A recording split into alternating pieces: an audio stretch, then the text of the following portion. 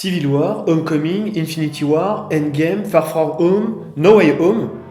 Il aura fallu 6 films pour qu'on ait enfin un décollage du personnage de Spider-Man. Salut à toutes et à tous, bienvenue dans cette vidéo du comptoir de la pop culture. Aujourd'hui, je vous propose une critique sans spoil. Attention, sans spoil, je ne vais pas revenir sur les éléments du film de Spider-Man No Way Home, le film du moment, le film de fin d'année, le film qui est censé un peu propulser le MCU dans une nouvelle dimension et donner un nouvel envol aussi à Sony avec ses licences respectives. Je vous rappelle rapidement mon rapport à Spider-Man, c'est vraiment mon héros préféré dans l'écurie Marvel parce qu'il est super intéressant, il est super cool au niveau de ses pouvoirs, mais je veux dire il est très intéressant au niveau de son parcours. J'ai beaucoup aimé forcément la prestation du personnage dans les précédents films. C'est un personnage qui a un développement vraiment très intéressant et je trouvais que ce personnage était un petit peu faible et un petit peu sous-exploité dans les 5 films qui existaient déjà avec Tom Holland. Et là vraiment, on a enfin eu la dramaturgie qu'on voulait, on a enfin eu la gravité, on a eu le réveil du héros Spider-Man qu'on connaît. Il aura fallu attendre 6 films, mais j'ai trouvé que ça avait été fait d'une très belle manière. Alors cette partie spoil, bien sûr, je ne peux pas vous détailler ce qui se passe dans le film, je ne vous dirai rien du tout par rapport aux événements qui se passent, je vais vous donner mon ressenti. Le pitch, il est assez simple, on retrouve Peter Parker campé par Tom Holland, qui après les événements de Far From Home, en fait, voit son identité révélée. Du coup, comme son quotidien est mis à mal, en fait, il va se mettre du coup à aller voir le Dr Strange pour essayer de trouver un sortilège pour que tout le monde oublie qui est Spider-Man. Malheureusement, ça tourne mal. Et on a les personnages des anciens Spider-Man, les méchants, les vilains, donc Dr Octopus, le bouffon, qui vont revenir. Alors on ne comprend pas trop pourquoi et on sait qu'ils viennent de mondes parallèles, ils viennent des autres films, c'est un petit peu bizarre. Et en gros, le but de Peter et de Dr Strange, ça va être de remettre un petit peu de l'ordre dans tout ça.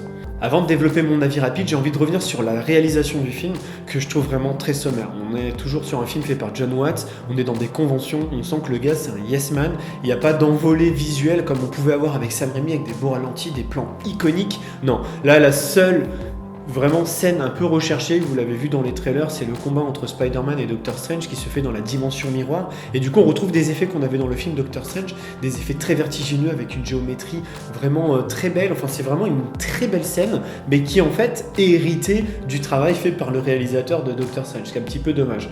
Ensuite, on a l'écriture des personnages aussi, qui est plutôt bien faite. Et là, on va arriver sur la première grosse partie, le mûrissement du personnage. Mais Peter Parker, jusque-là, j'ai l'impression qu'en fait, il s'éclatait dans le MCU. C'était le petit ado. On sait qu'il avait eu un oncle Ben qui était mort, on ne sait pas trop comment, c'était pas soulevé. Il s'éclatait, ça le faisait marrer d'être un Avengers.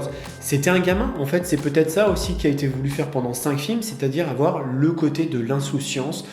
Il a envie de se faire des nanas, enfin une en particulier, de se faire des potes, de s'amuser. Ça paraît un peu puéril, finalement, c'était très adolescent, mais moi, ça me parlait moins. Et c'est pour ça que Spider-Man 2 de Sam Raimi restera pour moi le meilleur, parce que le personnage était bousculé, était amené dans ses derniers retranchements. Et c'est ce que j'attendais dans No Way Home. Et ça arrive, je vous dirai pas de quelle façon, mais le personnage va avoir des épreuves, il va lui arriver des choses importantes qui vont le faire mûrir, qui vont lui faire passer un cap, qui vont le bousculer, qui vont le faire vraiment devenir un héros et comprendre le sens de ses responsabilités. Et c'est ça que j'aime dans Spider-Man. J'ai été vraiment ému, notamment dans 3 scènes. On en reparlera dans la partie spoil parce qu'on fera une vidéo spoil avec Dimitri et Maxime, et ça c'est pour plus tard. Mais voilà, le personnage vraiment est vraiment bien développé, enfin, en fait, il lui arrive un petit peu ce qui arrivait à l'époque à Andrew Garfield et à Tobey Maguire dans Spider-Man 1 et Amazing Spider-Man 1, avec la mort de l'oncle Ben et une espèce de révélation. On a ça dans celui-ci. Donc je ne vais pas en dire plus, en tout cas le passage est réussi. Deuxième partie à parler, je suis obligé d'en parler, c'est la nostalgie. Nostalgie que vous avez vu par rapport aux méchants. Ce que je me demandais, c'est est-ce qu'on va avoir juste du fanservice, du clin d'œil, de la petite citation, de l'évocation, sans avoir d'outils, on va dire, dramatiques et pour faire avancer le personnage. Voilà, est-ce que le personnage va être bien écrit, est-ce qu'il va pouvoir évoluer? Et alors, on a de la nostalgie effectivement, que ce soit par des discussions entre les personnages, des échanges entre personnages, donc ça c'est rigolo, de dimensions différentes, des méchants qui ne sont pas dans les mêmes dimensions. Ça c'est plutôt intéressant, on retrouve bien les personnalités de chaque méchant, Norman Osborn avec sa double personnalité, le docteur Octavius avec ses tentacules, donc franchement on a des bonnes choses. Et on sent qu'ils vont aussi... il y a des choses qui ont été tentées avec ça. Ce ne sont pas juste des méchants qu'il faut renvoyer. On tente des choses, on expérimente. On voit que ce Peter Parker va essayer des choses avec du coup ces méchants. Je ne peux pas en dire plus, mais en tout cas, il y a de la nostalgie, c'est vrai, mais pas juste au service de la nostalgie. On s'en sert aussi d'outils narratifs.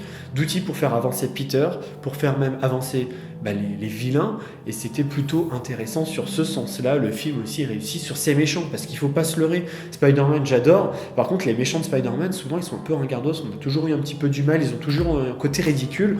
Mais là, pour le coup, ça match. Alors peut-être qu'il en faut beaucoup pour arriver à avoir des méchants aussi iconiques qu'un Joker, par exemple. Non, il n'y en a aucun qui est aussi iconique qu'un Joker. Mais ça marche bien, on retrouve les personnalités et on est vraiment embarqué. Donc la nostalgie, oui, mais plutôt bien dosé avec de bonnes références. L'humour aussi fait mouche. C'est vrai qu'on a un côté un peu léger avant que l'histoire démarre, mais on a beaucoup de petites notes d'humour. On sourit souvent, on retrouve un peu ce côté Spider-Man, voilà, qu'on aime bien. Spider-Man, il balance des vannes tout le temps, il est très rigolo. Donc on a toujours l'humour du MCU, peut-être des fois un petit peu trop, mais en tout cas, vous allez bien vous poiler aussi avec ce Spider-Man No Way Home. Donc mon avis global sur ce Spider-Man No Way Home, il est vraiment positif. On a un très bon film, le meilleur du MCU, très clairement. On reste en dessous de Spider-Man 2 de Sam Raimi encore une fois, mais vraiment c'est un film qui a vraiment compris son sujet, qui a bien travaillé ses personnages, qui a fait évoluer Peter Parker, donc ça c'est vraiment cool. Le côté du fait d'amener des méchants aussi, c'était une bonne idée de jouer sur la nostalgie de manière intelligente. Là où ça coince encore une fois, c'est sur la réalisation, effectivement. Et la fin du film aussi qu'on ne comprend pas trop, on ne sait pas trop où Sony veut nous amener, donc ça on le découvrira dans la partie spoil. Voilà, merci pour cet avis très rapide, sans spoil, je peux pas en dire plus bien évidemment, même si ça me brûle les lèvres, j'ai hâte d'en parler dans la vidéo, ce spoil avec les copains. D'ici là en tout cas, n'hésitez pas à me donner votre avis sur le film dans les commentaires, mais attention sans spoil, pensez à ceux qui n'ont pas vu le film vraiment. En tout cas je vous conseille très vivement d'aller le voir, ne serait-ce que si vous aimez le MCU, si vous aimez un petit peu, si vous avez un peu cette nostalgie des anciens films Spider-Man, pour les méchants, ça peut être cool aussi. Voilà, merci beaucoup d'avoir suivi cette vidéo. Le prochain rendez-vous, je peux déjà vous le dire, concernera le bilan jeu vidéo de cette année 2021 et quelques petites perspectives sur 2022. Ça va être sympa, ça va être cool aussi. À bientôt. Tchou tchou.